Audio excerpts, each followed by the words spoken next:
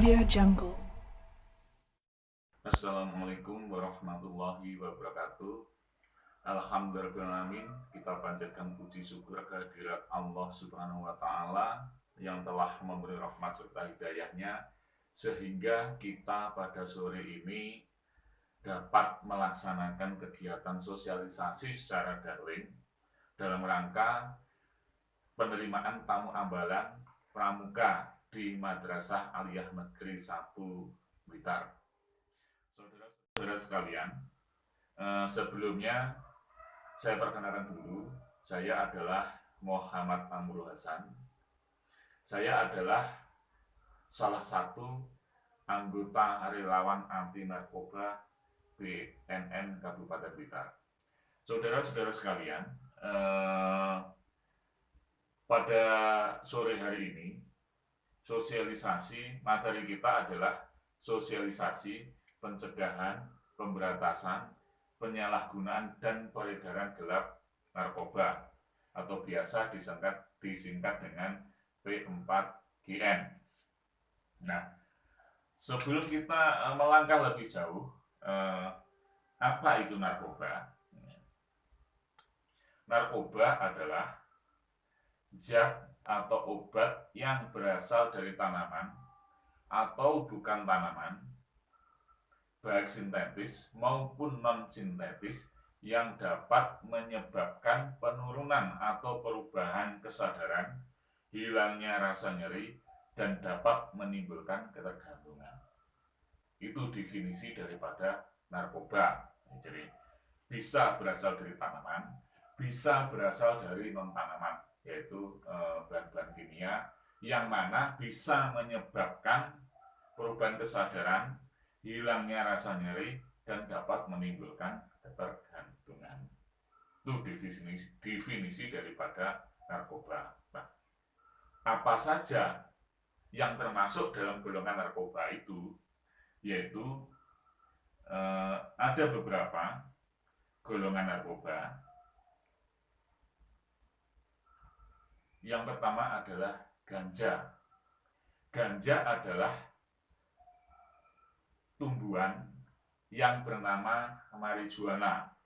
Ganja mengandung zat kimia yang dapat mempengaruhi perasaan, penglihatan, dan pendengaran. Dampak penyalahgunaannya diantaranya adalah hilangnya konsentrasi, meningkatkan denyut jantung, gelisah, panik, depresi, serta sering berhalusinasi. Itu definisi daripada ganja. Cara penggunaannya adalah dengan cara dihisap. Nah, biasanya pengguna ganja itu dengan cara dicampurkan atau digunakan dengan melalui merokok. Itu ganja. Yang kedua adalah ekstasi. Nah, yang ini ekstasi adalah biasa digunakan pada kaum-kaum artis kita, orang-orang yang terkenal, ya, public figure kita, biasa dia menggunakan ekstasi. Apa itu ekstasi? Ekstasi adalah termasuk jenis zat psikotropika yang diproduksi secara ilegal dalam bentuk tablet ataupun kapsul. Jenis obat ini mampu mendorong penggunanya berenergi secara lebih, bahkan di luar kewajaran. Nah, biasa ini ada beberapa kasus itu, yaitu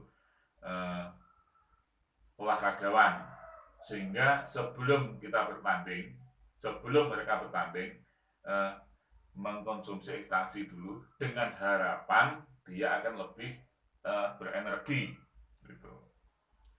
Yang kedua adalah beberapa artis atau penyanyi kita itu mengkonsumsi ekstasi dengan harapan bisa tampil maksimal, sehingga rasa malu juga akan hilang, sehingga di sana tampil akan lebih maksimal. Nah, apabila kita mengkonsumsi ekstasi, akan menyebabkan penggunanya yaitu berkeringat secara berlebihan. Pengguna akan selalu merasa haus dan bahkan dehidrasi. Ini pengguna ekstasi.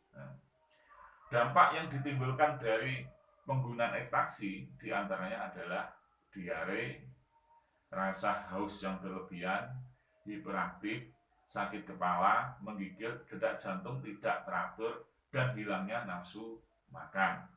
Ini dampak daripada penggunaan ekstasi.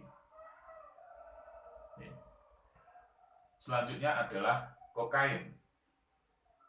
Kokain ini adalah semacam senyawa kimia, semacam senyawa sintetis yang dapat menghancurkan dan memicu metabolisme sel kita menjadi berkali lipat lebih besar, menyebabkan rasa senang, bahagia yang lebih, meningkatkan mental dan fisik yang cenderung dingin, putih memucat jika digunakan dalam dosis rendah, makanya hanya akan merasakan flash mata.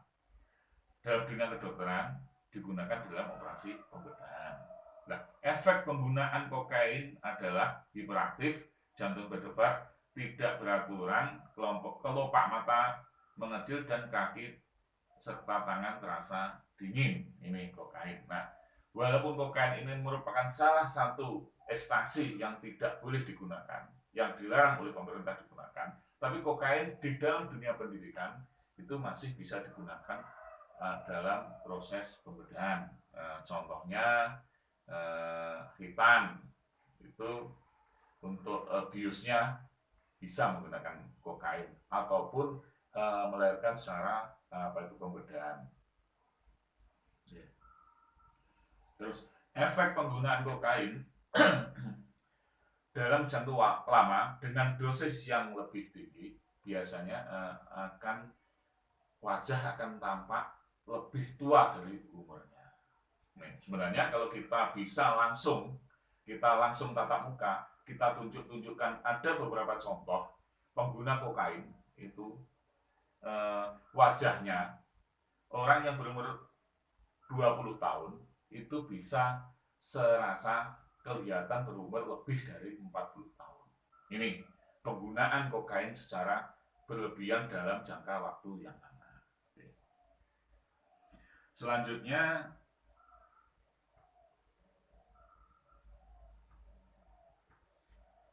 opium. Opium adalah obat narkotika yang dibuat dari cairan getah yang diambil dari bunga candu. Bahasa ilmiahnya adalah Papaver somniferum. Opium sangat menagihkan dan mengakibatkan ketergantungan bagi penggunanya. Jadi opium itu adalah sangat menagihkan. Jadi kecanduan kalau bahasa nyandu gitu ya. Selanjutnya adalah sabu-sabu. Nah, ini lebih terkenal kalau di negara kita. Sabu berbentuk kristal kecil yang tidak berbau dan tidak berwarna. Jenis zat ini menimbulkan dampak negatif yang sangat kuat bagi penggunanya, khususnya di bagian saraf.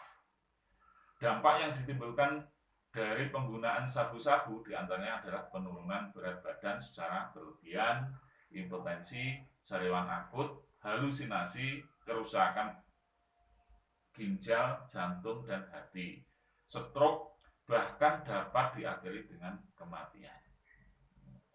Sabu-sabu dihirup asapnya. Para pecandu biasanya menggunakan sabu dengan menggunakan alat yang dikenal dengan sebutan bong. Nah, sebelum kita melangkah lebih lanjut, kurang lebih seminggu yang lalu di Blitar beredar. Jadi kepolisian Republik Indonesia Polres Blitar telah menangkap seorang pengedar pil ekstasi. Nah, pil ekstasi ini dikemas dalam bentuk permen. Jadi diecer, kalau nggak salah diecer 10.000 dapat 3. Nah, sasarannya adalah bagi mereka generasi muda. Jadi pelajar SMP, SMA, bahkan SD. Jadi pelajar tingkat SD sudah disasar oleh para pengedar narkoba dengan harapan nantinya bisa kecanduan. Nah, ini lebih gila lagi ya. Ini di Blitar. Ada beberapa minggu yang lalu Polres Blitar berhasil menangkap peredaran, dan lebih gila lagi, dia mempunyai stok ribuan. Jadi yang sudah beredar itu sudah ribuan yang ke masyarakat kita. Maka saya mengharapkan kepada saudara-saudara sekalian untuk berhati-hati. Jangan mudah percaya dengan hal-hal yang baru. Maka kita selidiki dulu, kita cermati dulu. Itu. Selanjutnya adalah golongan narkotika. Narkotika dapat digolongkan menjadi 3 golongan, yaitu yang pertama golongan 1, hanya dapat digunakan untuk kepentingan pengembangan ilmu pengetahuan, tidak digunakan dalam terapi, potensi ketergantungan sangat tinggi, jadi ini tidak digunakan dalam terapi, jadi potensi ketergantungan sangat tinggi, sehingga golongan 1 ini sangat tidak boleh digunakan. Ini contohnya heroin, putau, kokain, dan ganja. Golongan kedua yaitu pengobatan untuk pengobatan pilihan terakhir. Apabila si penderita itu tidak bisa diobati dengan obat-obatan, maka pilihan terakhir itu diobati dengan narkotika golongan kedua ini. Yang kedua, untuk pengembangan ilmu pengetahuan, potensi tergantungan juga sangat tinggi. Contohnya fentanyl, petidin, dan morfin. Nah, ini makanya golongan 2 ini masih bisa digunakan dengan ketentuan-ketentuan yang sudah diatur, misalkan dalam kepentingan kedokteran atau pengembangan ilmu pengetahuan. Sedangkan golongan 3 ini adalah potensi ketergantungan, yaitu tergolong ringan, digunakan dalam terapi. Contohnya kodein, difenoksilat, difenoksilat. Nah, ini biasa digunakan untuk bius, yaitu misalkan saudara-saudara ini akhitan ataupun melahirkan. Ini ada bisa menggunakan golongan 3 ini dalam ilmu kedokteran. Selanjutnya,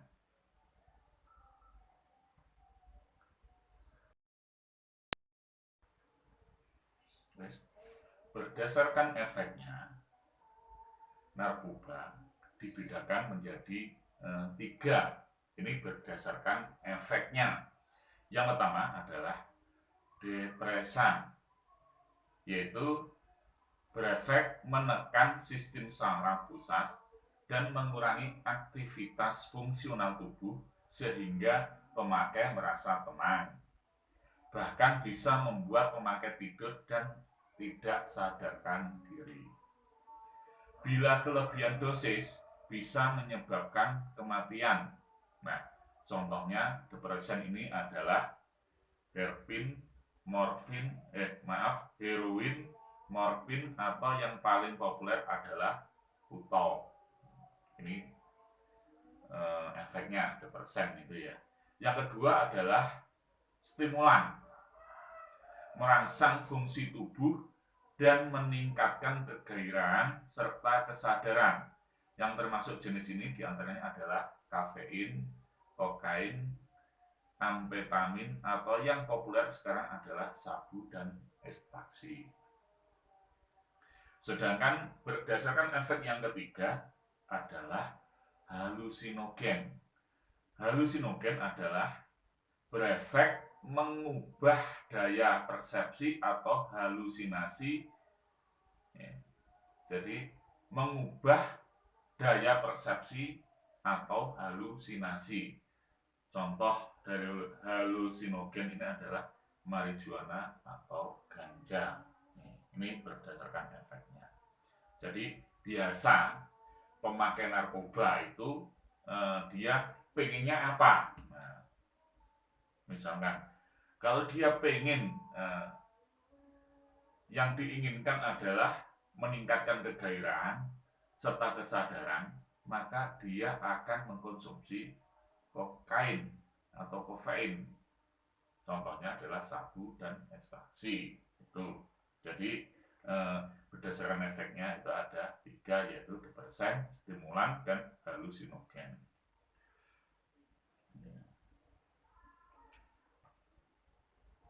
Selanjutnya adalah ciri-ciri para pecandu narkoba. Itu secara fisik berat badan turun secara drastis. Tetapi jangan hanya memandang satu daripada ciri fisik itu saja. Misalkan ada saudara atau teman kita ujuk-ujuk awake kuru gitu ya, turun secara drastis. Itu tidak mesti narkoba. Kalau dipandang dari satu efek, kenapa? Turunnya berat badan itu bisa karena misalkan diabetes, dia juga akan turun secara drastis. Nah, tetapi pada ciri narkoba ini secara fisik adalah benar, memang berat badan turun secara drastis, mata cekung, wajah sering muram, jarang tersenyum, sering mengeluh sakit kepala, sakit perut, persendian, ngilu, badan pegal-pegal. Ini ciri secara fisik. Ciri secara fisik itu. Tetapi tidak bisa diambil satu persatu. Misalkan mata cekung. Wah, ini matanya cekung, ini mesti bar ngombe ekstasi. Enggak.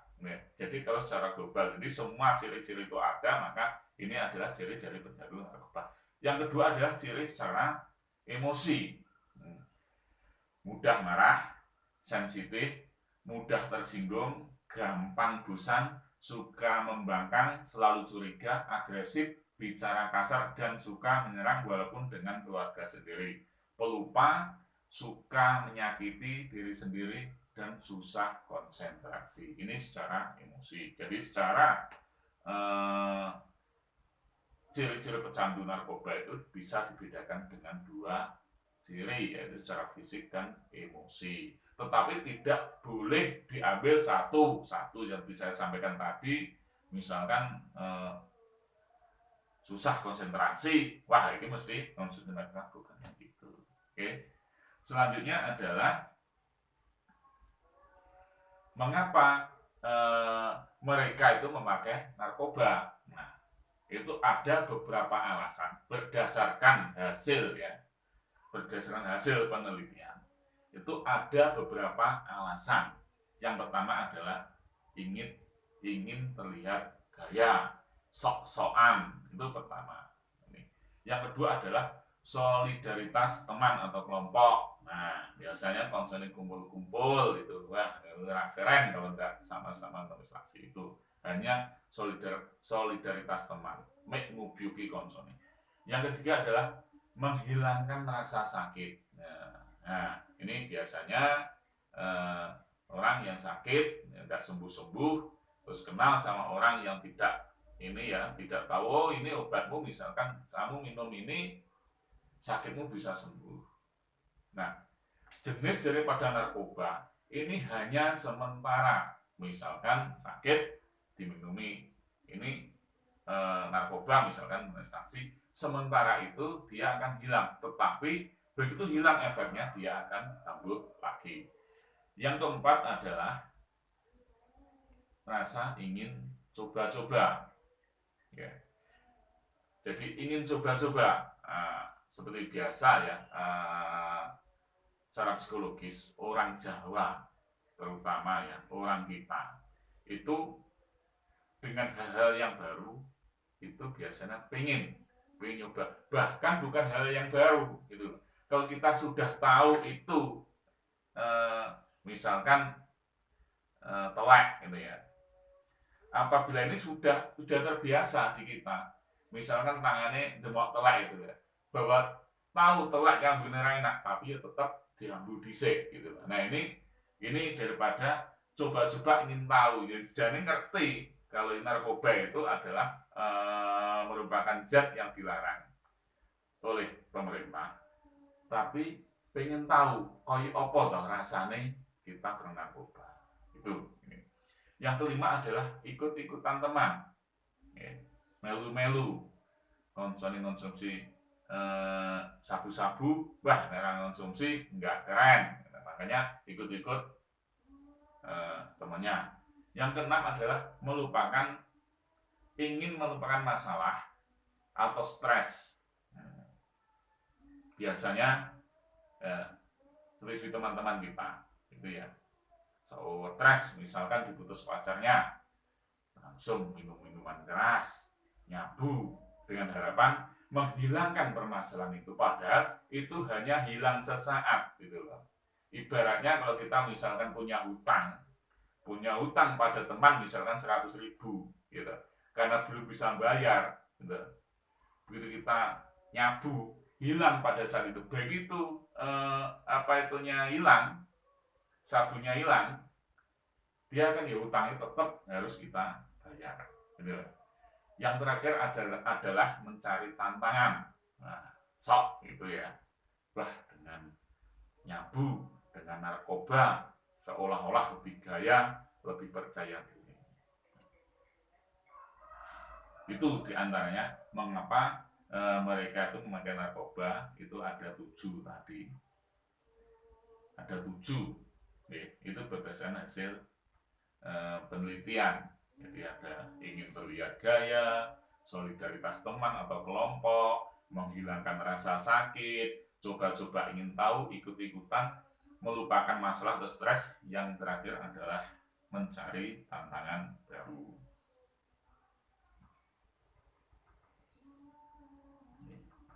Nah, ini mengapa? Maka dari itu pesan terakhir saya, marilah kita, terutama teman-teman pramuka yang ada di MAN 1 Blitar, marilah kita bersama-sama, kita menjauhi, kita saling mengingatkan kepada teman, gitu. Jangan sekali-kali mencoba apa itu yang namanya narkoba. Jadi sebagai pesan terakhir saya adalah jangan sekali-kali mencoba atau jajal apa itu narkoba, baik itu sabu, baik itu ekstasi, ataupun minuman keras yang lainnya. Nih, ini pesan terakhir saya pada acara ini. Mudah-mudahan para anggota pramuka ini tidak terjerumus pada apa itu yang namanya narkoba. Demikian penjelasan kami. Apabila ada kurang lebihnya, kami mohon maaf yang sebesar-besarnya. Wabillahi taufiq wal hidayah. Wassalamualaikum warahmatullahi wabarakatuh.